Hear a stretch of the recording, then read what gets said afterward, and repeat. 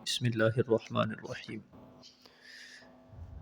فاصبر ان وعد اللہ حق فإما نرینک بعض الذی نعدهم او نتوفینک فإلینا یرجعون وَلَقَدْ أَرْسَلْنَا رُسُلًا مِّن قَبْلِكَ مِنْهُمْ مَنْ قَصَصْنَا عَلَيْكَ وَمِنْهُمْ مَنْ لَمْ نَقْصُصْ عَلَيْكَ وَمَا كَانَ لِرَسُولٍ أَنْ يَأْتِيَ بِآيَةٍ إِلَّا بِإِذْنِ اللَّهِ فَإِذَا جَاءَ أَمْرُ اللَّهِ قُضِيَ بِالْحَقِّ وَخَسِرَ هُنَالِكَ الْمُبْطِلُونَ صدق اللہ العظیم۔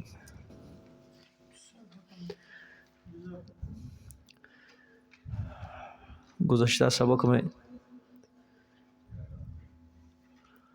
اللہ پاک نے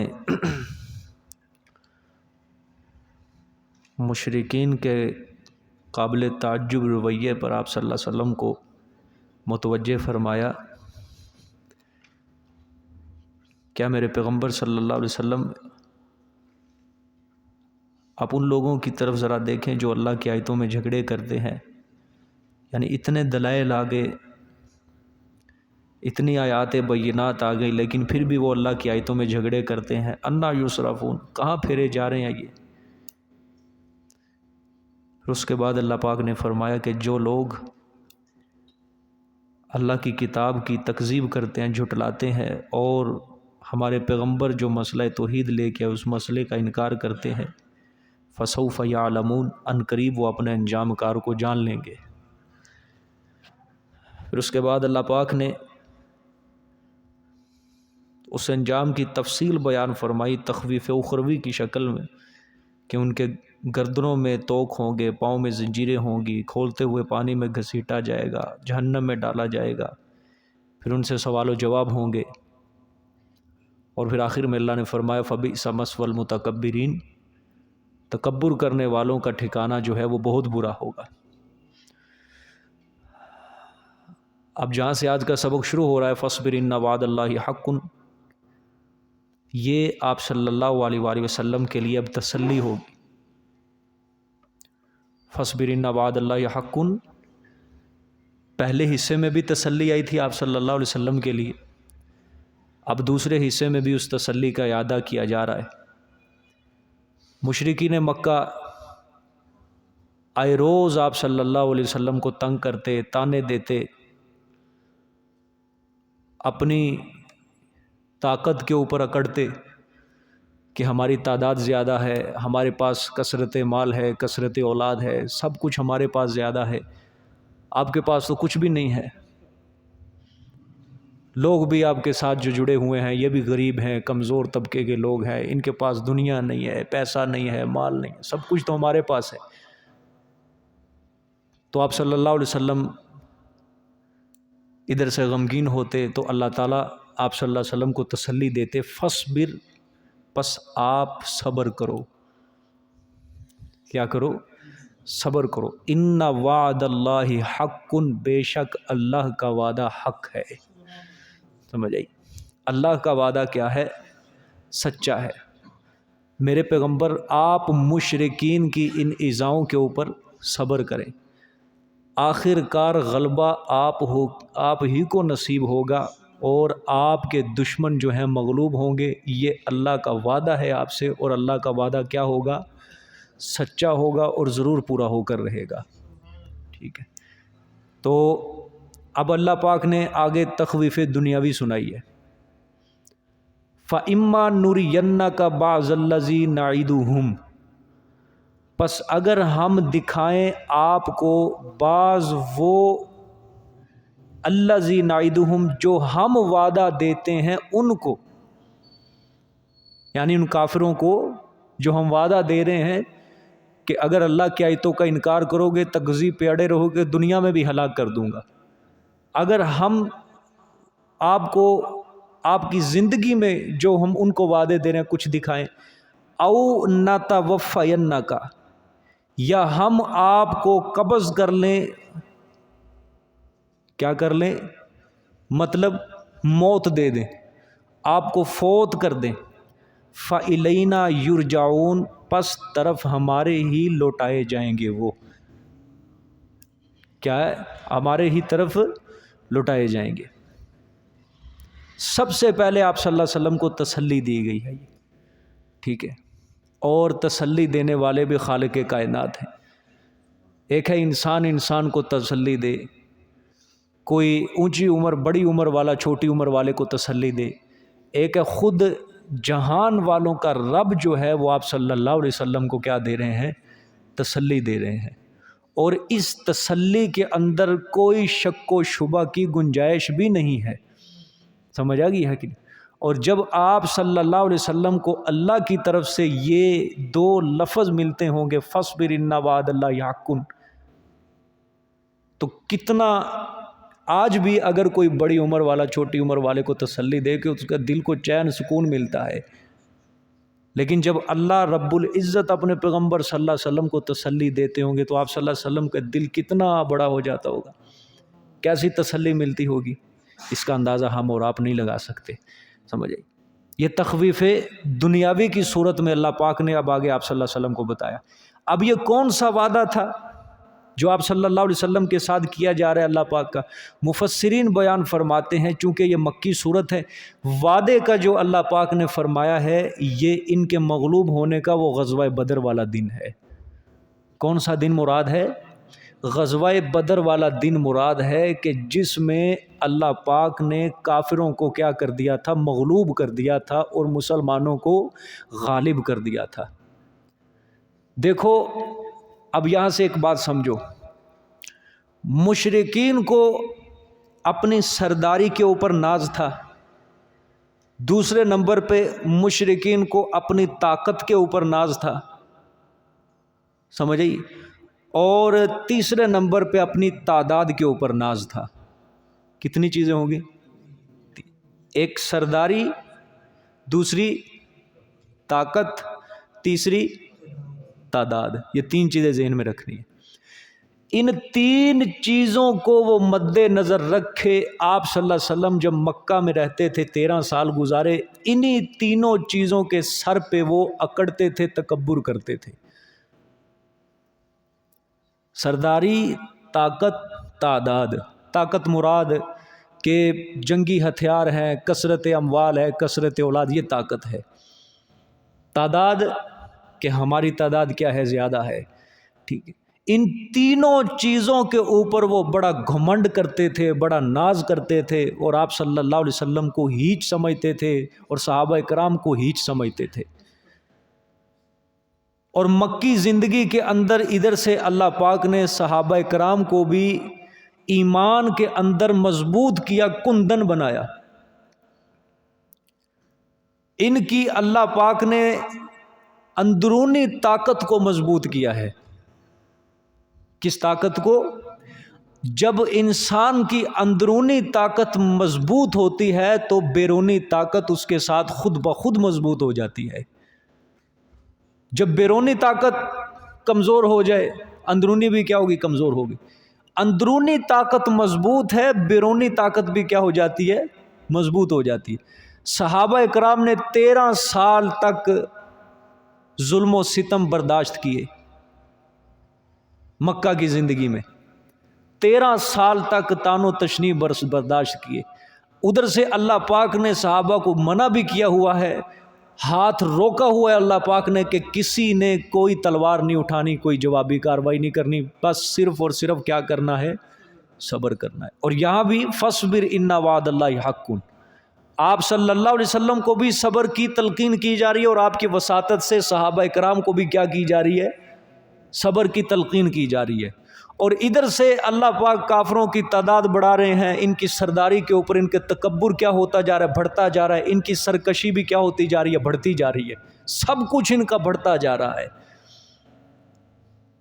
کہتے ہیں نا جب اللہ پاک کسی کو ذلیل کرنے پہ آئے پہلے اللہ اس کو عزت دیتا ہے دنیا میں، پھر اس کے بعد ایک دم اللہ پاک اس کو ایسا پکڑتا ہے کہ اس کو مٹی میں ملا کے خاک کر دیتا ہے۔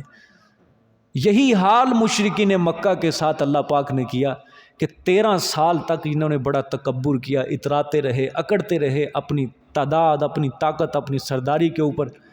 بالآخر جب مسلمان چلے گئے مدینہ منورہ، اب جو مسلمانوں کے اندر صبر کا مادہ تھا وہ بھی بھرا ہوا تھا، اب آگے کوئی بھی اگر مشکل آتی، پریشانی آتی، تو مسلمانوں کے نزدیک وہ کیا تھی؟ اتنی بڑی نہ ہوتی، کم ہی ہوتی۔ کیوں؟ 13 سال جنہوں نے مکہ مکرمہ کے اندر ظلم و ستم برداشت کر لیے، اب وہ تو ہو گئے ایمان کے اندر کندن ہو گئے، مضبوط ہو گئے۔ اب جہاد جیسی چیز جو تھی، اب اللہ نے مکہ مکرمہ کے اندر اس کو فرض نہیں کیا۔ جہاد فرض ہوا ہے کس زندگی میں آ کے؟ مدنی زندگی کے اندر آ کے۔ وہاں اللہ پاک نے صحابہ اکرام کو فرمایا کہ اپنی تلواروں کو اب اٹھا لو، اب اپنی تلواروں کو اپنی کمر کے ساتھ باندھ کے رکھو۔ سب سے پہلی جو جنگ ہوئی مسلمانوں اور کافروں کے درمیان 2 ہجری میں، وہ غزوہ بدر کی جنگ ہوئی تھی۔ اور یہ کس مہینے میں ہوئی تھی؟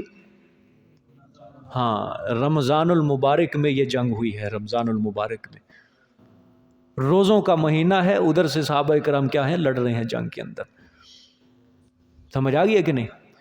اللہ پاک نے پوری سورۃ انفال جو ہے یہ غزوہ بدر کے اوپر اتاری ہے، پوری سورۃ انفال، پورا اللہ پاک نے واقعہ بیان کیا۔ اور سورۃ انفال میں اللہ پاک نے غزوہ بدر کو یوم الفرقان کا لقب دیا ہے، فیصلے کی جنگ، فیصلہ کن جنگ، حق و باطل میں فرق کرنے والا دن یوم الفرقان۔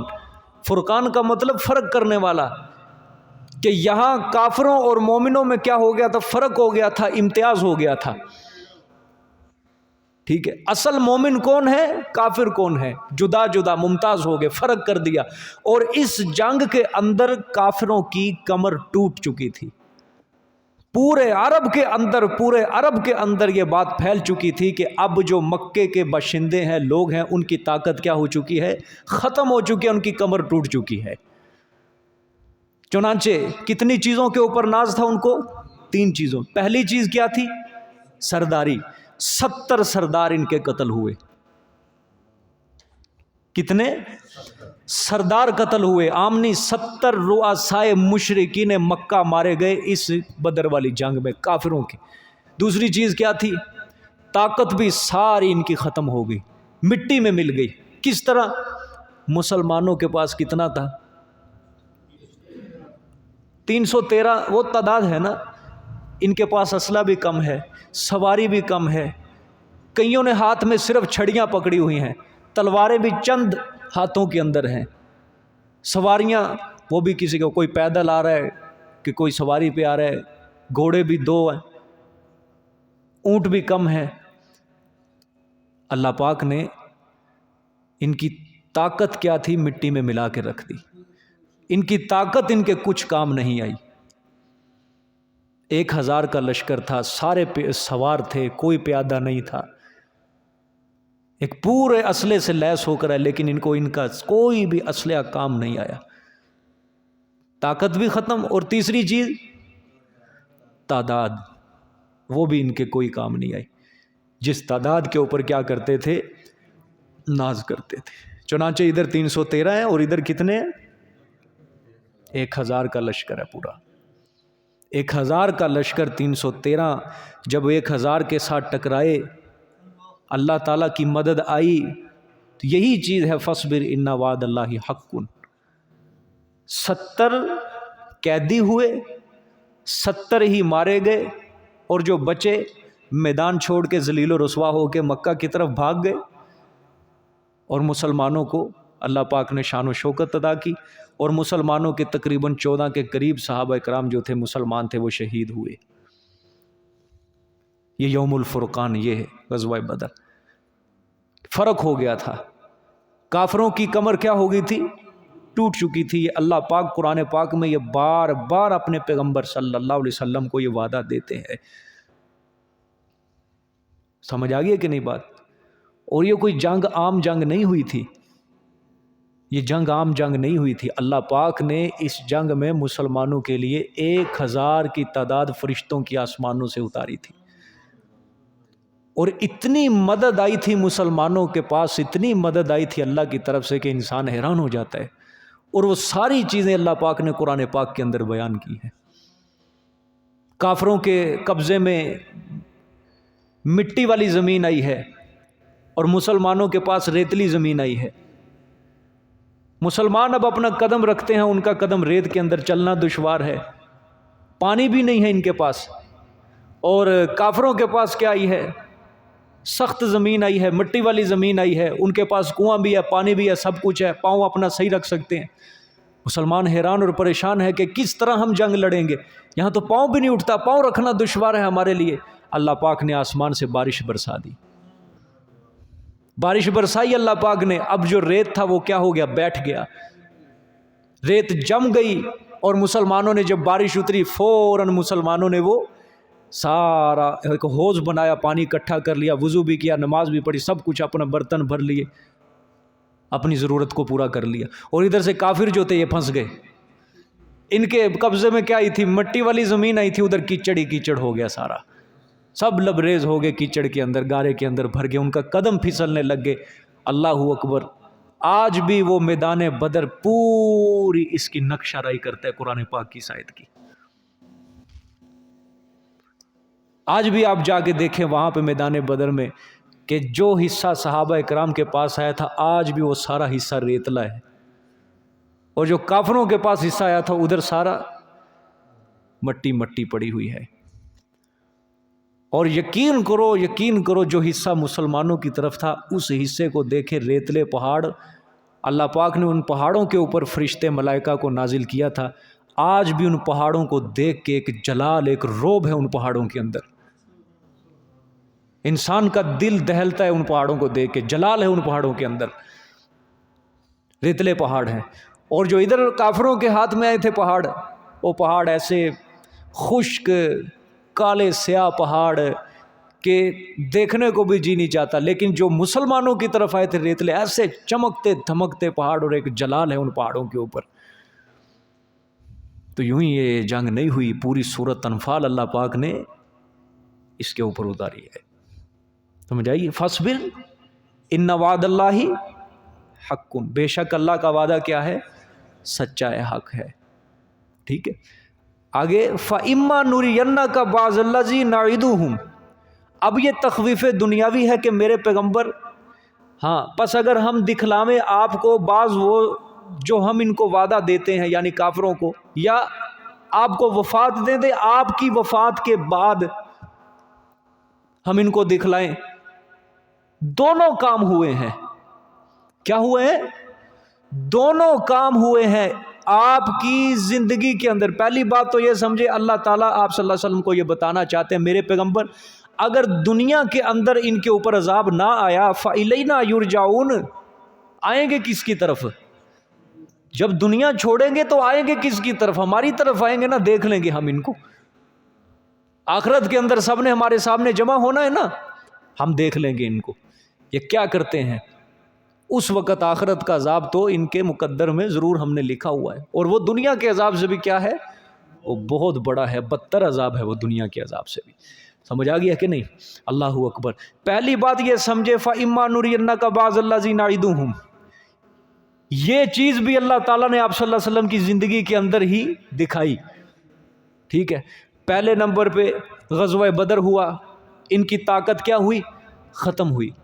پھر اگلے سال پھر مشرکین مکہ مقابلہ کرنے کے لیے آ رہے ہیں، اور وہ کیوں مقابلہ کرنے کے لیے آ رہے ہیں؟ اپنا بدلہ لینے کے لیے سابقہ سال کا جو 70 مارے گئے تھے اس کا بدلہ لینے کے لیے آ رہے ہیں۔ ابو سفیان آ رہا تھا نا، 50,000 دینار کی مالیت کا سامان لے کے شام سے جب آیا مکہ پہنچا، مکے کے ہر بندے نے قسم اٹھا لی کہ ہم اپنا مال، ہمارے اوپر نفع جو ہے حرام ہے، یہ سارا مال اب ہم مسلمانوں کے خلاف استعمال کریں گے، اور جو ہمارے عزیز اور رشتہ دار سارے قتل ہوئے ہیں بدر کے میدان میں، ہم ان سے کیا لیں گے؟ مسلمانوں سے بدلہ لیں گے سارا۔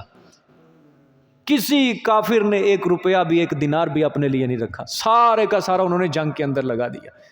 3 ہجری میں غزوہ احد ہوا، وہاں سے مکہ مکرمہ سے چل کے مدینہ منورہ پھر آئے احد کے میدان کی طرف، وہاں بھی ذلیل و رسوا ہو کے یہ بالآخر مکہ مکرمہ کی طرف روانہ ہوئے۔ سمجھ آئیے؟ پھر تیسرے 5 ہجری میں غزوہ خندق ہوا، 10,000 کی تعداد اب آئی۔ غزوہ احد کے اندر مسلمانوں کی تعداد 700 تھی اور کافروں کی تعداد 3,000 تھی۔ کتنی؟ 3,000۔ اور غزوہ خندق میں کافروں کی تعداد 10,000 اور مسلمانوں کی تعداد بھی 3,000 کے قریب تھی۔ دیکھو اللہ کس طرح کافروں کی سرداری، ان کی طاقت، ان کی قوت کو کیا کر رہا ہے، ذلیل کر رہا ہے، خاک میں ملا رہا ہے۔ تعداد بڑھاتے جا رہے ہیں ہر سال، لیکن کامیابی نہیں مل رہی۔ وجہ کیا ہے؟ فَاصْبِرْ إِنَّ وَعْدَ اللَّهِ، اللہ کا وعدہ کس کے ساتھ تھا؟ نبی کریم صلی اللہ علیہ وسلم کے ساتھ تھا۔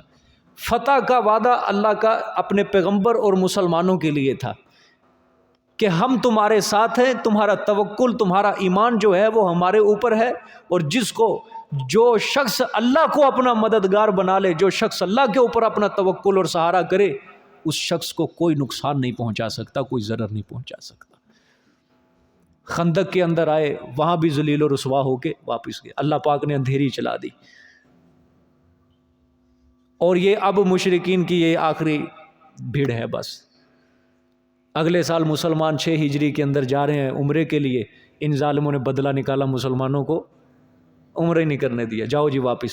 معاہدہ ہوا، 10 شرطیں طے ہوئیں، اور وہ اللہ کی حکمت، 10 شرطیں جو تھیں ہے تو وہ مسلمانوں کے خلاف تھیں اور کافروں کے حق میں تھی، لیکن حکمت یہ تھی کہ اسلام کی سلطنت کی بنیاد یہی معاہدہ تھا۔ کیا تھا؟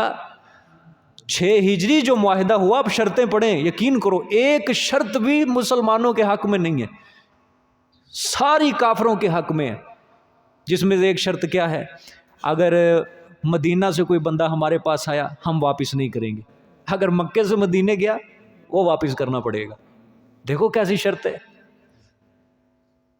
کیسی شرط عجیب و غریب۔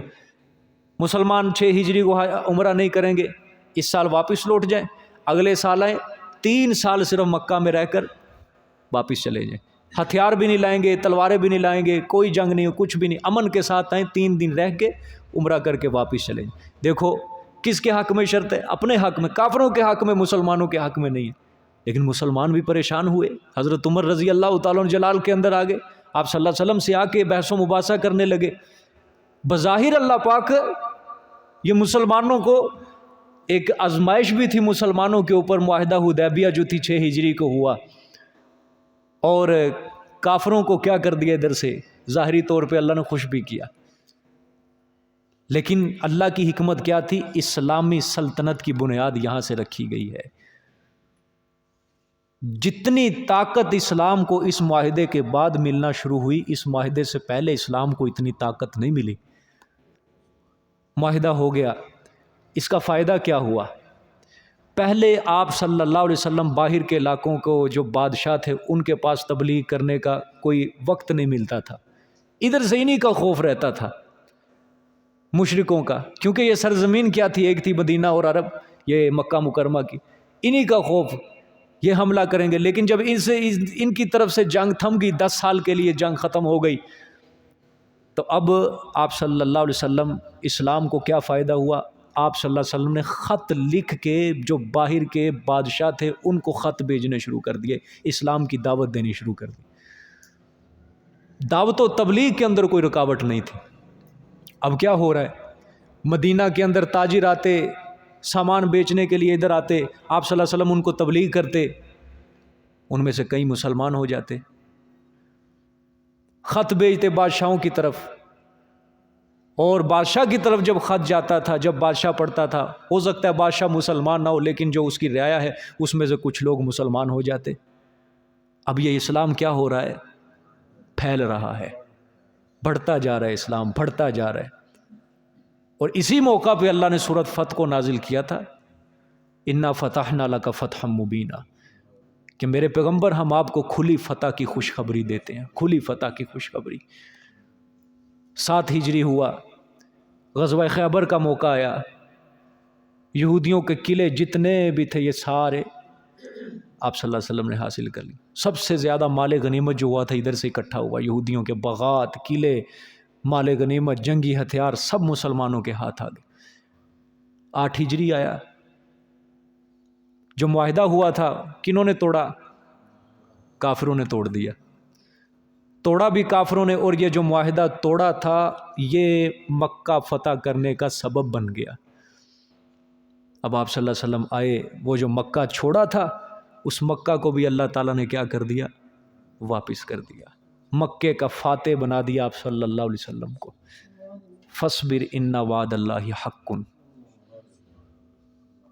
فاصبر ان وعد اللہ، زندگی کے اندر ہی اللہ پاک نے دکھا دیا کہ ہم آپ کے ساتھ سچا وعدہ کر رہے ہیں، آپ ہمیشہ کیا رہیں گے؟ غالب ہی رہیں گے، مغلوب نہیں میرے پیغمبر آپ کو کہیں گے، آپ منصور ہی رہیں گے، ہم آپ کی مدد کریں گے، آپ کو ہم بے سہارا کبھی نہیں چھوڑیں گے۔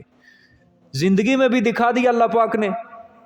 اب آپ صلی اللہ علیہ وسلم کی زندگی کے اندر پورے عرب کی سرزمین کے اوپر اسلام پھیل گیا، پورے عرب کے اوپر اب بادشاہت آپ صلی اللہ علیہ وسلم کی ہے۔ قانون جو چل رہا ہے اللہ پاک کا قانون چل رہا ہے، اسلام کا قانون چل رہا ہے، اسلام کے تحت ساری حدود و قصاص نافذ ہیں، لیکن ابھی باہر کے علاقوں کی طرف نہیں ہے۔ ابھی آپ صلی اللہ علیہ وسلم نے دنیا سے رحلت فرمائی، ابو بکر صدیق کا دور آیا، عمر فاروق کا دور آیا، عثمان غنی کا دور آیا، کیسر و کسریٰ جیسی بڑی بڑی طاقتیں یہ بھی کیا ہوگی؟ اسلام کے زیر نگین آ گئی، اسلام کے تحت ہو گئے، ساری قوتوں کو برباد کر دیا مسلمانوں نے، توڑ دیا رومیوں کی طاقت کو، توڑ دیا۔ یہ کسریٰ جو تھے، کسریٰ چلو رومی تو بہت دیر تک چلا تھا نا، لیکن یہ جو فارس کی طاقت تھی نا، فارس ایران کی طرف جو تھا، یہ ساری طاقت ختم ہو چکی تھی، پاش پاش ہو چکی تھی، بھاگ گئے تھے سارے، کئی جو شاہی خاندان کے لوگ بچے تھے یہ بھی بھاگ گئے، اپنے علاقے چھوڑ کے بھاگ گئے تھے۔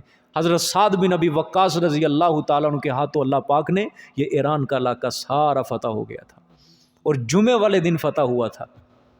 جدھر شاہ کسریٰ کا تخت ہوتا تھا، جمعے والے دن جب فتح ہوا، انہوں نے کسریٰ کا تخت اٹھا کے وہاں پہ ممبر رکھا، اس ممبر پہ چڑھ کے انہوں نے جمعے کا خطبہ دیا وہاں پہ، سمجھے؟ فاصبر ان وعد اللہ حق او نتوفینک، یا ہم آپ کو کیا کر دیں؟ وفات دے دیں، اس کے آپ کی وفات کے بعد بھی ہم ان کو کیا دیں گے؟ عذاب دے دیں گے دنیا کے اندر، یا اگر آپ کی وفات کے بعد نہیں لیکن فإلینا یرجعون، دنیا چھوڑ کے تو ہمارے پاس آئیں گے نا، پھر آخرت کا عذاب بھی ان کے لیے کیا ہے؟ تیار ہی تیار ہے۔ سمجھ آئی؟ یہ سارا گویا کہ یہ نتیجہ جو تھا آپ صلی اللہ علیہ وسلم کے مشن کو جو فروغ دیا جا رہا ہے، یہ فصبر، صبر کی وجہ سے ہے، صبر کی وجہ سے ہے، یاد رکھنا۔ آپ صلی اللہ علیہ وسلم کی حدیث ہے نا کہ اگر ابن آدم اس طرح اللہ کے اوپر صبر کرے، توکل کرے، جس طرح صبر کرنے کا حق ہے، توکل کرنے کا حق ہے، تو اللہ ابن آدم کو روزی وہاں سے دے جہاں اس کا گمان بھی نہ ہو، جہاں اس کا خیال بھی نہ ہو۔ اللہ اس کو اس طرح روزی دے جس طرح صبح کو پرندہ اپنے گھونسلے سے نکلتا ہے، شام کو پیٹ بھر کے واپس آتا ہے۔ پرندے کو بھی پتہ ہوتا ہے کہ مجھے کہاں سے رزق ملے گا، انسان تو بھائی نکلتا ہے نا، اس کو پتہ ہے جاؤں گا، ڈیوٹی کروں گا، کھپوں گا، وہاں سے مجھے چند پیسے مل جائیں گے، لیکن پرندے کے وہم و گمان میں ہوتا ہے، وہ بیچارہ اڑتا اڑتا اڑتا کسی دیوار پہ بیٹھتا ہے، کسی تار پہ بیٹھتا ہے، کسی جگہ پہ اونچی جگہ پہ، جہاں اس کو تھوڑے دانے بہت دانے نظر آتے ہیں وہیں پہ چلا جاتا ہے، اس کے وہم و گمان میں بھی نہیں ہوتا۔ تو اللہ فرماتے ہیں کہ آپ صلی اللہ علیہ وسلم نے فرمایا کہ ابن آدم اگر اللہ کے اوپر صبر کرے، توکل کرے، اعتماد کرے، جس طرح کرنے کا حق ہے، اللہ اس کو وہاں سے روزی دے گا جہاں اس کا وہم و گمان بھی نہیں ہوگا، جس طرح پرندے کا وہم و گمان نہیں ہوتا۔ تو یہ آپ صلی اللہ علیہ وسلم کو جو اونچائی مل رہی ہے، بلندی مل رہی ہے، عروج مل رہا ہے، یہ کیا ہے؟ صبر ہے۔ اور ملت ابراہیمی کے اندر یاد رکھنا، صبر کو بہت زیادہ اعلیٰ مقام حاصل ہے۔ حضرت ابراہیم علیہ السلام انہی کی اولاد سے ہے نا آپ صلی اللہ علیہ وسلم، اس کے بعد آپ دیکھتے جائیں کتنے کتنے صبر کیے ہیں پیغمبروں نے، خود حضرت ابراہیم ہے، حضرت اسماعیل ہے، حضرت یعقوب علیہ السلام، اللہ اکبر، اور حضرت اسحاق علیہ السلام، حضرت یوسف علیہ السلام، ان سب نے کیا کیا تھا؟ صبر ہی کیا، اور صبر کے نتیجے تھے کہ اللہ پاک نے ان کے مشن کو کیا کیا ہے؟ آگے چلایا ہے۔ سمجھ آ گیا کہ نہیں؟ حضرت موسیٰ علیہ السلام ہے، ابھی نبوت نہیں ملی ہے، ٹھیک ہے، مقابلہ دیکھا بنی اسرائیلی کا اور قبطی کا، مکہ مار دیا، ٹھیک ہے، ابھی اس مقام تک نہیں تھے، اللہ نے فرمایا اس کا کیا کرنا ہے؟ یہ تزکیہ نفس کرنا ہے اس کا۔ اللہ پاک نے کیا اس کے لیے کیا انتظام، کیا کیا؟ وہ قبطی کو کیا کر دیا؟ جلال تھا نا طبیعت کے اندر بڑا زبردست قسم کا، اللہ پاک نے کیا انتظام کیا؟ قبطی کو ہاتھوں سے مروایا، اور 10 سال کے لیے اللہ پاک نے کیا چروائیں؟ بکریاں چروائیں۔ سمجھ آئی کہ نہیں؟ ہر نبی نے بکریاں چرائی ہیں، کیونکہ جو بکریاں چراتا ہے نا انسان، اس کے اندر صبر بہت آتا ہے۔ آپ غور کر لینا، آج بھی جو چروائے ہوتے ہیں بکریوں والے، ان کے اندر صبر کا مادہ بہت زیادہ ہوتا ہے۔ اور آپ صلی اللہ علیہ وسلم نے فرمایا ہر نبی نے کیا چرائی ہیں؟ بکریاں چرائی ہیں۔ ہر نبی نے، خود آپ صلی اللہ علیہ وسلم نے بکریاں چرائی ہیں۔ اس سے نفس اندر ختم ہوتا ہے، مرتا ہے، تکبر، اکڑ، اناع سب اس سے کیا ہو جاتا ہے؟ نکل جاتا ہے دل سے۔ پھر اللہ پاک نبی کو کیا دیتے ہیں؟ نبوت دیتے ہیں، جب اس کے اندر صبر آ جاتا ہے۔ ٹھیک ہے، دیکھیں جی آگے، فَإِلَيْنَا يُرْجَعُونَ، پس طرف ہمارے ہی لوٹائے جائیں گے۔ آگے، وَلَقَدْ أَرْسَلْنَا رُسُلًا مِّن قَبْلِكَ مِنْهُم مَّن قَصَصْنَا عَلَيْكَ وَمِنْهُم مَّن لَّمْ نَقْصُصْ عَلَيْكَ۔ اللہ اکبر۔ اب یہ پیچھے آئی تھی پہلے حصے میں دلیل نقلی، حضرت موسیٰ علیہ السلام کے بارے میں اللہ نے فرمایا ہم نے موسیٰ کو کیا دی؟ کتاب دی۔ اب پھر یہاں پہ دلیل نقلی ہے، ٹھیک ہے، دیکھیں غور سے۔ اور البتہ تحقیق بھیجا ہم نے کئی رسولوں کو من قبل کا، آپ سے پہلے، ٹھیک ہے، بہت سے رسول آپ سے پہلے بھیجے، منہم من قصصنا علیک، بعضے ان کے جو ہم نے بیان کیے اوپر آپ کے، بعضے ان میں سے ایسے ہیں، وہ ہیں پیغمبر جو ہم نے بیان کیا اوپر آپ کے، یعنی ان کے قصے آپ کو سنائے، ٹھیک ہے۔ 1.25 لاکھ انبیاء کی تعداد ہے کم و بیش، 1,24,000۔ وَمِنْهُمْ مَن لَّمْ نَقْصُصْ عَلَيْكَ، اور بعضے ان میں سے وہ ہیں جو نہیں بیان کیے ہم نے اوپر آپ کے، ٹھیک ہے۔ غور کرو آیت کے اوپر، اللہ فرما رہے ہیں ہم نے آپ سے پہلے کئی رسول بھیجے، ان میں سے بعض نبیوں کے قصے آپ کو ہم نے بتائے ہیں، احوال سنائے ہیں، بعضوں کے ہم نے آپ کو احوال نہیں سنائے ہیں۔ سمجھ آ گئی ہے؟ پہلی بات دلیل نقلی ہے، اللہ پاک فرمانا چاہتے ہیں میرے پیغمبر جس طرح آپ مسئلہ توحید بیان کر رہے ہیں، آپ سے پہلے جتنے بھی نبی بھیجے ہم نے، انہوں نے بھی اسی مسئلے کو بیان کیا ہے، ٹھیک ہے۔ وما ارسلنا من قبلک من رسول الا نوحی الیہ انہ لا الہ الا انا فاعبدون، سورۃ انبیاء۔ اللہ نے فرمایا میرے پیغمبر جتنے بھی آپ سے پہلے ہم نے پیغمبر بھیجے، ہم نے ان کی طرف یہی وحی کی کہ انہ لا الہ الا انا، کوئی عبادت کے لائق نہیں مگر صرف اللہ، فاعبدون، پس تم کس کی عبادت کرو؟ اللہ کی عبادت کرو۔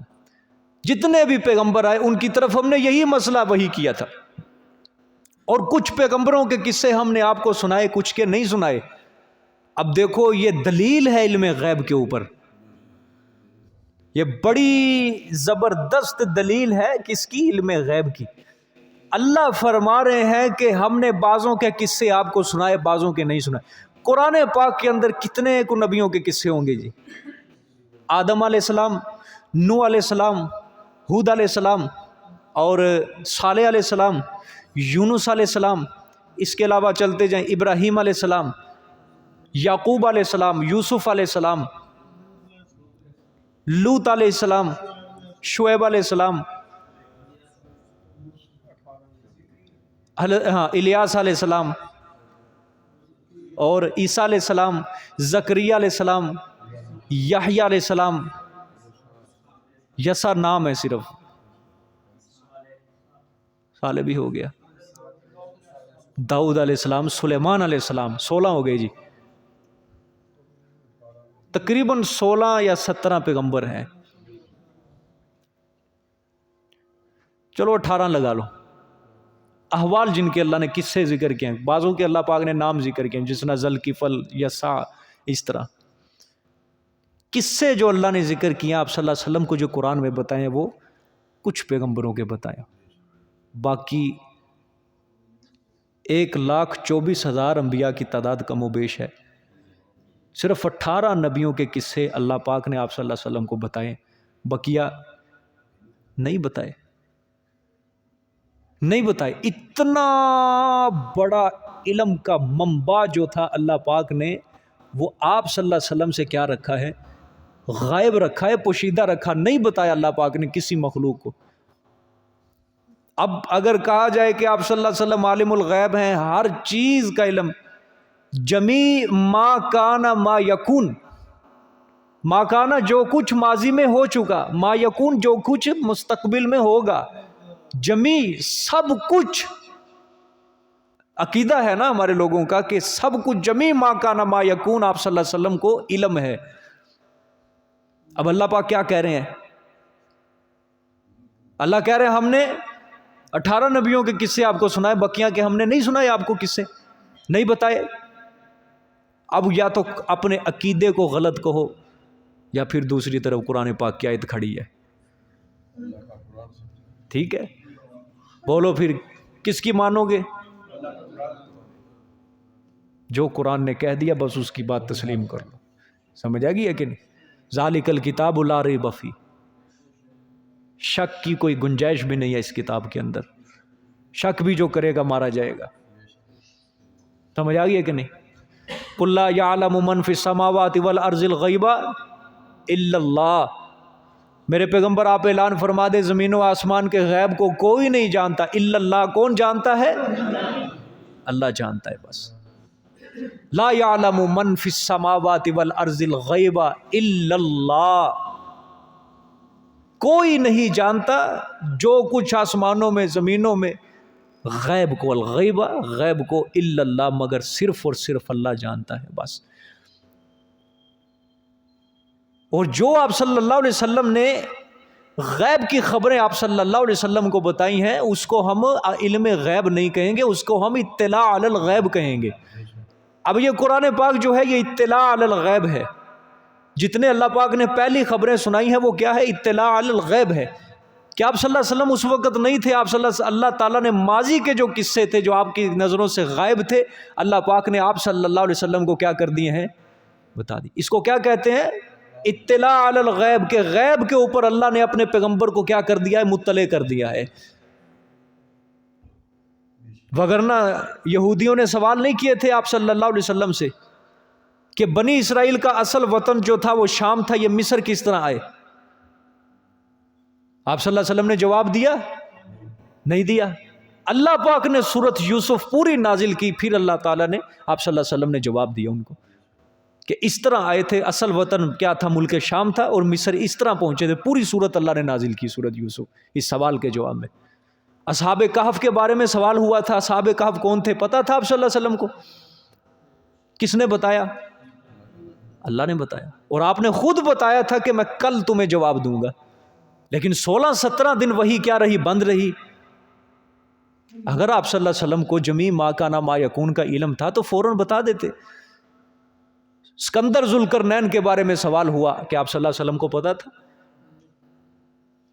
آپ صلی اللہ پاک نے اسکندر ذوالقرنین کے بارے میں بتایا کہ وہ مشرق و مغرب تک اس کی حکومت تھی، پھر آپ صلی اللہ علیہ وسلم کو پتا چلا، پھر آپ نے امت کو بتایا۔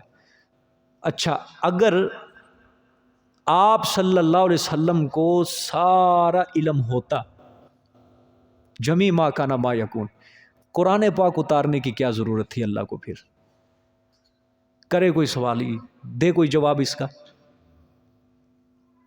بھئی جمیع ما کانا ما یکون یہی ہے نا کہ سارا علم کائنات کے ذرے ذرے کا اس کے پاس ہو۔ جب آپ صلی اللہ علیہ وسلم کے پاس علم تھا، اللہ کو کیا ضرورت تھی اتنا انتظام کرنے کی؟ وہ جبرائیل 7 آسمان پار کر کے زمین پہ اتر رہا ہے، کچھ 23 سال کے عرصے میں وہ آیتیں لے کے آ رہا ہے، قرآن پاک اللہ نے نازل کیا۔ یہ کیا ضرورت تھی اللہ کو اس سارے انتظام کرنے کی؟ کیوں اللہ نے قرآن اتارا؟ کہ جب اللہ تعالیٰ کو پتا تھا کہ میرے پیغمبر کو سارا علم ہے تو پھر قرآن کو کیوں اتارا جبرائیل کے ذریعے آپ کے دل کے اوپر؟ وجہ کیا تھی؟ کہ آپ صلی اللہ علیہ وسلم کو غیب کا علم نہیں تھا، اس وجہ سے اللہ نے مطلع کیا، قرآن پاک اتارا، اللہ نے آگاہ کیا آپ صلی اللہ علیہ وسلم کو۔ سمجھ آ گئی ہے کہ نہیں؟ ہاں، تو کچھ کے قصے اللہ نے فرمایا ہم نے ذکر کیے اور کچھ کے قصے نہیں ذکر کیے۔ آگے وما کان لرسول ان یأتی بآیۃ الا بإذن اللہ فإذا جاء امر اللہ قضی بالحق وخسر ہنالک المبطلون. یہ سوال کا جواب ہے. سوال تھا، یہ مشرکین کہتے تھے کہ ہمیں ہمارے پسند کا فرمائش کا معجزہ دکھاؤ جی، ہم پھر تمہارے اوپر ایمان لائیں گے، پھر تمہاری نبوت کو کیا کریں گے؟ تسلیم کریں گے. اللہ پاک نے اس کا جواب دیا، ما وما کان لرسول، اور نہیں تھا کسی رسول کے لیے ممکن، کسی رسول میں طاقت نہیں تھی، کوئی ممکن نہیں تھا کسی کے لیے، ان یأتی بآیۃ، یہ کہ لے آئے وہ کوئی نشانی، الا باذن اللہ، مگر کس کے حکم سے؟ اللہ کے حکم سے. یہاں آیت سے مراد جو ہے وہ معجزہ ہے. کیا ہے؟ معجزہ ہے، نشانی ہے. ٹھیک ہے، کسی رسول میں اتنی طاقت نہیں ہے اپنی مرضی سے وہ کوئی نشانی لائے، الا باذن اللہ، مگر کس کی اجازت سے؟ اللہ کی. یہاں پہ نعتیں پڑھی جاتی ہیں، معجزہ میرے نبی کا، کہہ دیا تو ہو گیا، کہہ دیا تو ہو گیا. یعنی اللہ کے رسول کی مرضی ہے، بس جو کچھ کر دیا کہہ دیا. حالانکہ آپ قرآن پاک میں کیا پڑھ کے آئے ہیں؟ کل بھی گزرا ہے، کتنا بار اب اللہ پاک کہہ رہے ہیں فَإِذَا قَضَىٰ أَمْرًا فَإِنَّمَا أَن يَقُولَ لَهُ كُن فَيَكُونُ. یہ صفت اللہ کی ہے، جو کہہ دیا وہ ہو گیا. یہ کسی مخلوق کی صفت نہیں ہے، یہ اللہ کی صفت ہے بس، کہ جب بھی وہ کسی کام کا ارادہ کرتا ہے تو کن کہتا ہے، وہ چیز وجود پکڑ لیتی ہے، ہو جاتی ہے. یہ صفت مخلوق کی نہیں ہے، کسی پیغمبر کی نہیں ہے، کسی صحابی کی نہیں ہے، کسی ولی کی نہیں ہے. یہ صفت صرف اور صرف کس کی ہے؟ صرف اللہ پاک کی صفت ہے. معجزہ جو ہے اس کے انکار ممکن نہیں ہے، انکار نہیں ہے، لیکن اس میں طاقت ساری اللہ کی ہوتی ہے اور ہاتھ پیغمبر کا ہوتا ہے.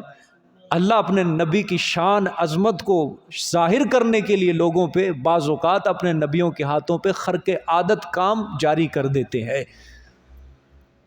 جس طرح آپ صلی اللہ علیہ وسلم مثال کے طور پہ سفر کر رہے ہیں، صحابہ اکرام گئے، سفر ہے، پانی کی قلت ہے، کنواں دیکھا، کنواں بھی کیا ہے؟ خالی ہے.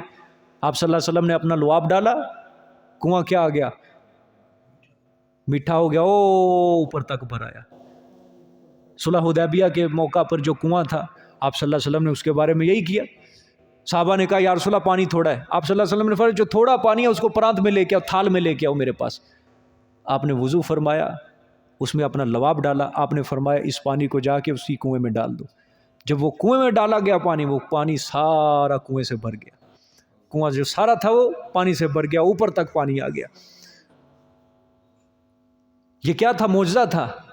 اور یہاں اللہ پاک کیا فرما رہے ہیں؟ ان یاتی بآیۃ الا باذن اللہ، کہ کسی نبی کے طاقت میں نہیں ہے، قوت میں نہیں ہے کہ وہ خود بخود اپنی طاقت سے نشانی لے، لیکن الا باذن اللہ، وہ طاقت، قوت، وہ حکم صرف اور صرف کس کا چلتا ہے؟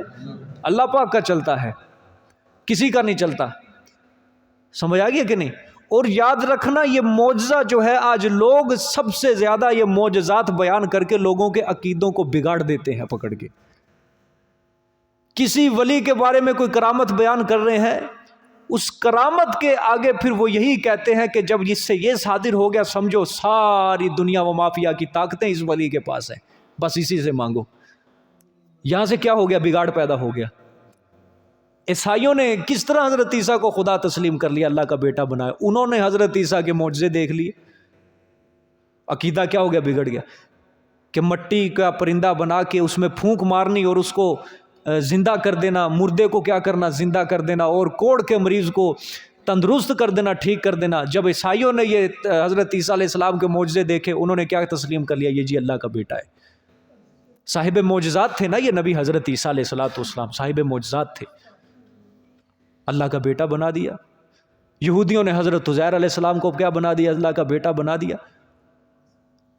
کہ 100 سال اللہ پاک نے ان کو سلائے رکھا اور 100 سال کے بعد دوبارہ زندگی دے دی. ایسے ان کے معجزات کو دیکھ کر کیا کر دیا؟ ان کو بھی اللہ کا بیٹا بنا دیا. اور یہی چیز آج بھی ہو رہی ہے کہ آپ صلی اللہ علیہ وسلم کے معجزات کو دیکھ کر آپ صلی اللہ علیہ وسلم کو اللہ کی صفتوں میں شریک کیا جاتا ہے. یہ معجزے سے ہی یہ معجزہ بیان کر کے ایک شرک کو تقویت دی جاتی ہے. حالانکہ معجزہ میں نے کہا نا انکاری نہیں ہے، اس سے منکر نہیں ہے، ہم الحمدللہ مانتے ہیں معجزہ برحق ہے نبی کا. لیکن اس کو بیان کر کے ایک غلط عقیدے کو رواج پذیر کرنا، فروغ دینا غلط عقیدے کو، شرک والا عقیدہ نکالنا، یہ چیز غلط ہے. دیکھو اللہ پاک کیا فرما رہے ہیں، صاف آیت ہے کہ نہیں، کہ کسی رسول کے اختیار میں معجزہ دکھانا نہیں ہے. اللہ نے فرمایا معجزہ صرف اور صرف کس کے حکم سے ہوتا ہے؟ اللہ پاک کے حکم سے ہوتا ہے. سمجھ آ گئی؟ آگے دیکھیں، فَإِذَا جَاءَ أَمْرُ اللَّهِ قُضِيَ بِالْحَقِّ، پس جب آ جاتا ہے، پس جب آ گیا حکم اللہ پاک کا، قُضِيَ بِالْحَقِّ، تو فیصلہ کر دیا گیا ساتھ حق کے.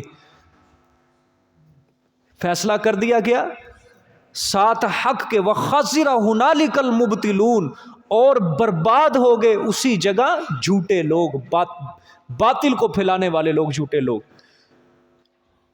کیا مطلب ہے اس کا؟ کہ جب اللہ کا فیصلہ آ گیا ساتھ حق کے، ایک اس کا ربط تو یہ ہے کہ جب معجزہ فرمائشی طلب کیا جاتا ہے، پھر بھی اگر وہ ایمان نہ لائے تو اس کے اوپر کیا آ جاتا ہے؟ فوراً عذاب آ جاتا ہے. جس طرح حضرت صالح علیہ السلام کی قوم کے اوپر فرمائشی معجزہ طلب کیا، اونٹنی، کہ اگر تو اللہ کا نبی ہے تو یہ سامنے پہاڑ سے تو اونٹنی نکال کے دکھا. اللہ تعالیٰ سے دعا کی، اللہ پاک نے پہاڑ سے اونٹنی نکالی، لیکن پھر بھی ظالموں نے اس اونٹنی کے ساتھ برا سلوک کیا. کچھ دنوں کے بعد اس اونٹنی کے کونچے کاٹ ڈالی، مار ڈالا اونٹنی کو. اللہ پاک نے فوراً کیا کر دیا؟ عذاب سے ہلاک کر دیا. فرمائشی معجزہ ایک تو یہ بات ہے. دوسری بات یہ ہے کہ یہ تخویف دنیاوی ہے، کہ جب اللہ پاک کا فیصلہ آ جاتا ہے نا، عذاب آ جاتا ہے دنیا کے اندر، تو پھر اسی جگہ پہ، اسی موقع پہ، نہ آگے نہ پیچھے، جس جگہ وہ جھوٹے لوگ آباد ہوتے ہیں اللہ پاک ان کو اسی جگہ برباد کر دیتا ہے. اور اس کی تو تاریخ گواہ ہے نا. حضرت نوح علیہ السلام کی قوم جہاں بس رہی تھی، جہاں آباد تھی، وہیں پہ اللہ پاک نے کیا کر دیا؟ غرق کر دیا ان کو. اور کہیں دور سے پانی بھیجنے کی ضرورت بھی نہیں پڑی اللہ کو. زمین کو حکم دیا نکال پانی، آسمان کو حکم دیا برسا دے ان کے اوپر پانی، ہواؤں کو حکم دیا طوفانی شکل اختیار کر لو، غرق ہو گئے وہیں پہ. حضرت ہود علیہ السلام کی قوم تھی قوم عاد، اللہ پاک نے کیا چلائی؟ اندھیری چلائی، وہیں پہ ذلیل و خوار ہو گئے، وہیں پہ ذلیل و خوار ہو گئے. حضرت صالح علیہ السلام کی قوم تھی قوم سمود، اللہ نے نیچے سے زلزلہ برپا کیا، اوپر سے جبرائیل نے چیخ ماری چل. حضرت شعیب علیہ السلام کی قوم کے ساتھ بھی یہی سلوک ہوا. لوط علیہ السلام، اللہ معاف کرے، دیکھو پوری بستی اکھاڑ دی اللہ پاک نے، اوپر کا تختہ نیچے، نیچے کا اوپر، اور اللہ نے دے زمین پہ مارا. اللہ اکبر. موسیٰ علیہ السلام کے ساتھ فرعون نے جو سلوک کیے، اللہ پاک نے بالآخر فرعون کے ساتھ کیا کیا؟ پانی میں کیا کر دیا؟ غرق کر دیا. عیسیٰ علیہ السلام کے خلاف ہوئے یہودی، اللہ پاک نے ان کے اوپر روم کو مسلط کر دیا، ایک بری قوم کو مسلط کر دیا. بنی اسرائیلی جو تھے، ان ظالموں نے بھی حضرت موسیٰ علیہ السلام کے جانے کے بعد انہوں نے بھی حق والوں کے ساتھ نبیوں کو قتل کرنا شروع کیا. اللہ پاک نے ان کے اوپر قوم مالکہ کو مسلط کر دیا. سمجھ آئی؟ داؤد علیہ السلام کے زمانے میں بنی اسرائیلیوں نے نافرمانی کی اللہ پاک کی، اللہ نے ان کو کیا بنایا تھا؟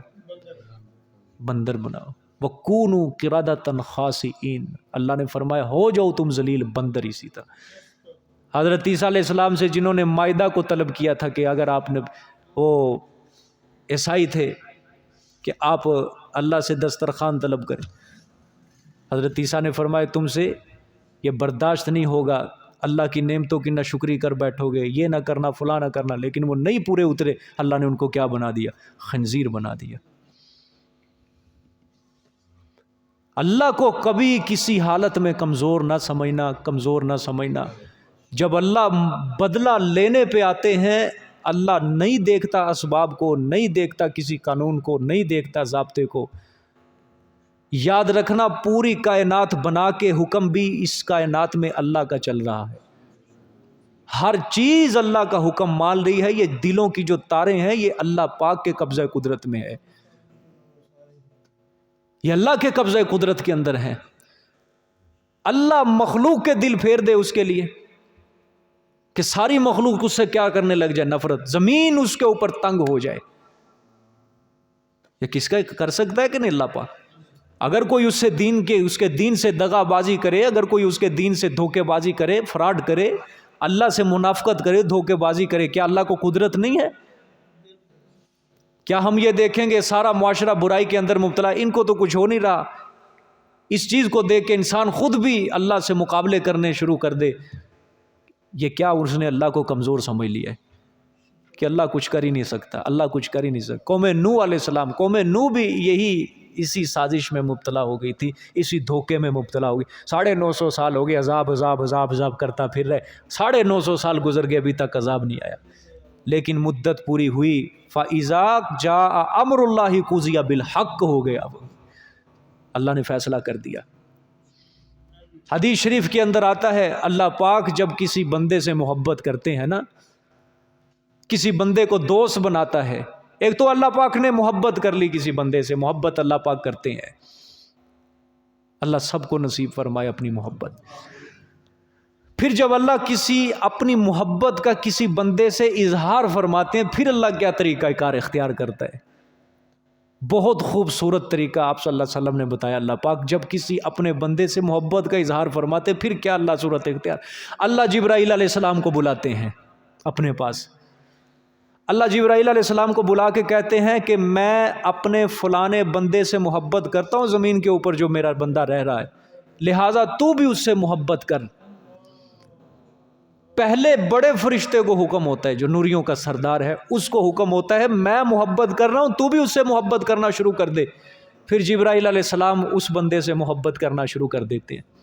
جب حضرت جبرائیل علیہ السلام محبت شروع کر دیتے ہیں، پھر اللہ اگلا حکم دیتے ہیں تو بھی محبت کر رہے، اب اس طرح کر سارے آسمان والوں میں اعلان کر دے کہ اب میں اپنے فلاں بندے سے محبت کرتا ہوں.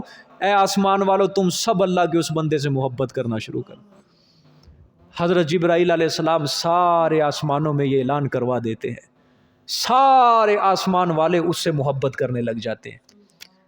جب سارے آسمان والے محبت کرتے ہیں، پھر اللہ پاک زمین والوں کے دلوں میں اس بندے کی محبت ڈال دیتے ہیں کہ زمین والے جتنے بھی جنوں انس ہیں، انسان ہیں، جنات ہیں، وہ سب اس بندے سے کیا کرنے لگ جاتے ہیں. یہ اللہ کی محبت کا اظہار ہے. اور پھر فرمایا آپ صلی اللہ علیہ وسلم نے جب اللہ کسی بندے سے نفرت کا اظہار کرتا ہے، نفرت کرتا ہے، پھر جبرائیل کو بلاتا ہے. اللہ فرماتے ہیں اے جبرائیل میں فلانے بندے سے نفرت کرتا ہوں، تو بھی اس سے نفرت کر. کیا مطلب؟ جب نوریوں کا سردار نفرت کر رہا ہے تو سارے فرشتے نفرت کرنے لگ جائیں گے. اس کے لیے کوئی دعائے مغفرت نہیں ہوگی، کوئی دعائے بخشش نہیں ہوگی، ختم. جب اللہ ہی ناراض ہو گیا، مخلوق پھر کیا راضی رہے گی اس سے؟ یہ تو قرآن پاک کے اندر بھی مفہوم اللہ پاک نے بیان کیا نا، جو نیک اعمال کرے گا، ایمان لائے گا، ہم اپنے نیک لوگوں کے دل میں اس کی محبت کو ڈال دیں گے. پھر اللہ جبرائیل کو حکم کرتا ہے آسمان والوں میں اعلان کر دے کہ ہم فلانے بندے سے نفرت کرتے ہیں، تم بھی اس سے نفرت کا اظہار کرو. سارے آسمان والے نفرت کرنے لگ جاتے ہیں. جب سارے آسمان والے نفرت کرتے ہیں، پھر اللہ مخلوق کے دل میں اس بندے کی نفرت کو ڈال دیتے ہیں. سارے جنوں انس اس سے نفرت، اگرچہ ظاہری طور پہ اس کو نظر آ رہا ہے کہ یہ سامنے میرا دوست ہے، مجھ سے محبت کر رہا ہے، لیکن دل میں اس کی نفرت ہی ہوگی. کیا ہوگی؟ جس طرح کا وہ اللہ کے ساتھ اظہار کر رہا ہے، اللہ بھی اس سے اپنی مخلوق سے وہی اظہار کروائے گا. کہ وہ زبان سے تو کہے گا نا میں اللہ سے محبت کرتا ہوں، لیکن دل کے اندر اس کے محبت نہیں ہے. اللہ بھی پھر یہی کام کروائے گا کہ مخلوق ظاہری طور پہ کہہ دیں گے کہ پیار ہے، محبت، لیکن دل میں ان کے نفرت ہوگی ان کے لیے. سمجھ آئیے کہ نہیں؟ اللہ ہم سب کو اللہ اپنی محبت نصیب فرمائے، اپنی معرفت نصیب فرمائے. اللہ سے اللہ کی محبت کو مانگا کرو، پیار کو مانگا کرو. سب سے بڑی محبت ہی یہی اللہ کی محبت ہے، یہی سب سے بڑی نعمت ہے. سمجھ آئیے کہ نہیں؟ قرآن پاک پڑھتے ہو، جس کا کلام سمجھتے ہو، محبت میں بیٹھ کے اسی کلام والے کی محبت کو اپنے دل میں لے کے بیٹھا کرو. جس کی کتاب پڑھتے ہو اس کتاب والے کی محبت کو اپنے دل میں رکھا کرو. انشاءاللہ قیامت والے دن ہم اللہ کے آگے سرخرو ہوں گے، اپنے نبی پاک صلی اللہ علیہ وسلم کے آگے سرخرو ہوں گے، کوئی شرمندگی نہیں ہوگی، کوئی غمگین نہیں ہوں گے، کوئی خوف نہیں ہوگا، کہ وہ دن بہت زیادہ خوف دلانے والا ہے، لیکن اللہ پاک اپنے بندوں کی کیا فرمائیں گے؟ مدد فرمائیں گے۔ حضرت عمر رضی اللہ تعالیٰ نے فرماتے ہیں نا کہ آپ صلی اللہ علیہ وسلم سے میں نے ایک بار بات سنی، آپ صلی اللہ علیہ وسلم نے فرمایا اللہ تعالیٰ کے بندوں میں کتنے لوگ ایسے ہیں جو نبی نہیں ہیں، شہید نہیں ہیں، لیکن کل قیامت والے دن اللہ ان کو ایسے مرتبے دے گا، ایسے درجے دے گا کہ نبی اور شہید بھی ان کے اوپر فخر کریں گے، کہ اللہ کے بندوں میں کتنے لوگ ایسے ہیں جو نبی نہیں ہیں، شہید نہیں ہیں، لیکن اللہ قیامت والے دن ان کو اتنے مرتبہ دے گا، اتنے بلند درجات دے گا کہ نبی اور شہید بھی خوش ہوں گے ان کے مرتبوں کو دیکھ کر، ان کے درجات کو دیکھ کر۔ صحابہ اکرام نے عرض کی یا رسول اللہ وہ کون لوگ ہیں؟ آپ صلی اللہ علیہ وسلم نے فرمایا کہ وہ لوگ جو ہوں گے وہ اللہ کی روح جو ہے، اللہ کی روح سے مراد آپ نے فرمایا قرآن پاک کی وجہ سے وہ ایک دوسرے سے محبت کرتے ہوں گے، پیار کرتے ہوں گے، حالانکہ ان کا آپس میں کوئی رشتہ ناتا نہیں ہوگا، ان کا آپس میں کوئی دنیا داری والا لین دین نہیں ہوگا کہ جس کی وجہ سے وہ محبت کریں، لیکن آپ صلی اللہ علیہ وسلم نے فرمایا قیامت والے دن اللہ پاک ان کو کیا دیں گے؟ بلند درجات دیں گے، بلند مرتبے دیں گے۔ اور آپ صلی اللہ علیہ وسلم نے فرمایا کہ اس دن جب سارے خوف کے اندر مبتلا ہوں گے، اللہ کے ان کے بندوں کے اوپر کوئی خوف نہیں ہوگا۔ اس دن جب سارے غمگین ہوں گے، رنجیدہ ہوں گے، اللہ کے ان بندوں کے اوپر کوئی غمگینی نہیں ہوگی، کوئی رنجیدہ نہیں ہوگا۔ پھر آپ صلی اللہ علیہ وسلم نے یہ آیت مبارکہ قرآن کی تلاوت فرمائی، الا ان اولیاء اللہ لا خوف علیہم ولا هم یحزنون، کہ بے شک جو اللہ کے ولی ہوتے ہیں، نیک بندے ہوتے ہیں، ان کے اوپر کوئی خوف نہیں ہوگا، نہ ہی وہ غمگین ہوں گے۔ ایک دوسرے سے محبت کرو، پیار کرو، اللہ سے محبت کرو، پیار کرو۔ یہ جو تمہارا رشتہ ہے روزانہ بیٹھے ہو، یہ قرآن پاک والا رشتہ ہے۔ ایک دوسرے سے جان پہچان ہوئی، قرآن پاک پڑھنے سے پہلے کوئی کسی کو نہیں جانتا ہوتا دوسرے کو، لیکن جب قرآن پاک پڑھا ایک دوسرے کی پہچان ہوئی۔ یہ رشتہ جو ہے یہ اللہ کو بڑا پسند ہے، یہ تعلق اللہ کے نزدیک بہت زیادہ پسندیدہ ہے۔ اسی تعلق کی بنا پر دن قیامت کے اللہ پاک قدر کریں گے مومن کی، مسلمان کی۔ رشتہ داری والا جو تعلق ہوتا ہے وہ اللہ کو اتنا پسند نہیں ہے۔ دنیا کے اندر مال دولت کے اوپر جو لین دین ہوتے ہیں وہ تعلق ہوتا ہے، وہ اللہ کو پسند نہیں ہے، لیکن یہ جو دین والا تعلق ہے یہ اللہ تعالیٰ کو پسند ہے۔ اور ایک صحابی نے آپ صلی اللہ علیہ وسلم سے سوال کیا تھا، یا رسول اللہ صلی اللہ علیہ وسلم، اگر کوئی شخص اللہ کے کسی نیک بندوں سے، علماء سے، صلحاء سے محبت کرتا ہے، لیکن ان کو اس بندے کو صحبت نہیں ملی، اٹھنا بیٹھنا نہیں، محبت کرتا ہے، پیار کرتا ہے، اس شخص کے بارے میں آپ کا کیا خیال ہے؟ آپ صلی اللہ علیہ وسلم نے فرمایا المرء مع من احب، المرء مع من احب، کہ قیامت والے دن وہ شخص انہی لوگوں میں سے، انہی لوگوں کے ساتھ ہوگا جس کے ساتھ وہ محبت کرے گا۔ جس نے اللہ کے نیک بندے سے محبت کی قیامت والے دن وہ اس نیک بندے کے ساتھ کھڑا ہوگا، جس نے کسی عالم سے محبت کی قیامت والے دن وہ عالم کے ساتھ کھڑا، جس نے کسی شہید سے محبت کی وہ شہید کے ساتھ، جس نے نبیوں کے محبت وہ نبیوں کے ساتھ کھڑا ہوگا۔ یہ صفیں ہوں گی، لیکن جس نے جس کے ساتھ محبت کی وہ اسی کے ساتھ، جس نے کسی گناہ گار کے ساتھ محبت کی وہ گناہ گار کے ساتھ کھڑا ہوگا، جس نے کسی انڈیا کے کنجر اداکار کے ساتھ محبت کی وہ اسی کے ساتھ ہی کھڑا ہوگا، اسی کی لائن میں کھڑا ہوگا، جس نے کسی گانا گانے والی موسیقار محبت کی اس کے ساتھ وہ اسی کے ساتھ ہی کھڑا ہوگا، ہندو، سکھ، عیسائی، ہالی ووڈ، بالی ووڈ، جس سے محبت کی وہ انہی کے اندر ہی کھڑا ہوگا۔ وہ سمجھ آئیے کہ نہیں؟ ہاں، تو کس کے ساتھ کھڑا ہونا چاہتے ہو قیامت والے دن؟ اللہ ہمارا شمار جو ہے وہ نیک لوگوں کے ساتھ فرما، وَتَوَفَّنَا مَعَ الْأَبْرَارِ، ہمیں فوت کر نیک لوگوں کے ساتھ، ہمارا شمار کل قیامت والے دن اپنے صالحین کی صفوں میں شامل فرما۔ سورہ نساء میں کیا فرمایا اللہ نے؟ اولئک انعم اللہ علیہم من النبیین والصدیقین والشہداء والصالحین، وحسن اولئک رفیقا.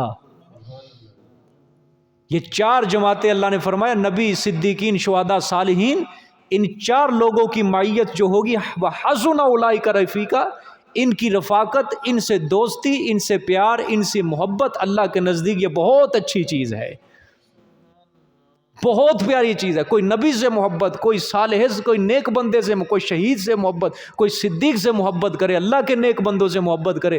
وَحَسُنَ أُولَٰئِكَ رَفِيقًا، اللہ فرماتے ہیں یہ رفاقت، یہ دوستی بہت اچھی ہے.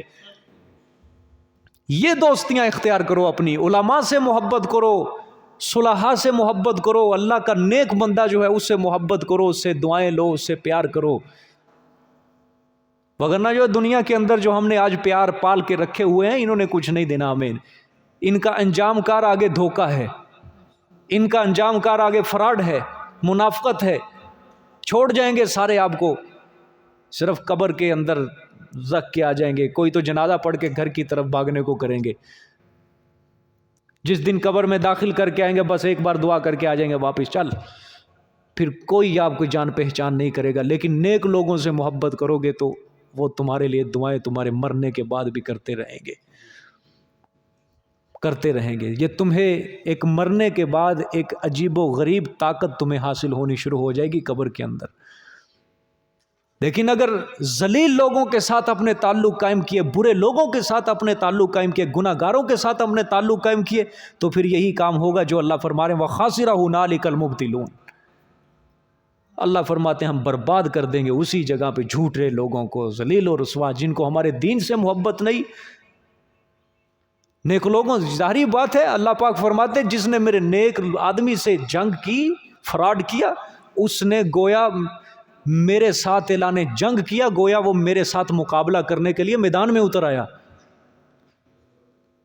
جس نے ہمارے نیک بندوں کو تنگ کیا، ستایا، مقابلہ کیا، اس نے ہمارے ساتھ کیا کیا ہے؟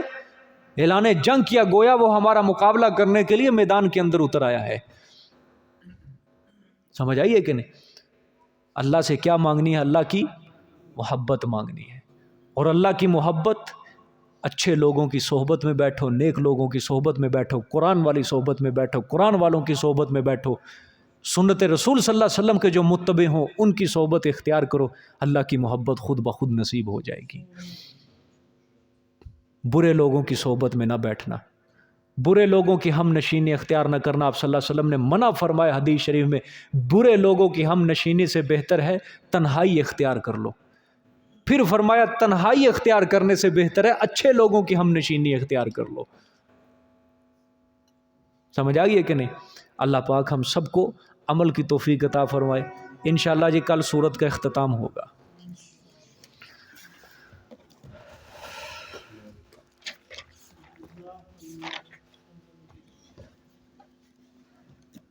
محمد حماد شفیق صاحب، محمد احسن علی ایاز صاحب، محمد اشرف صاحب،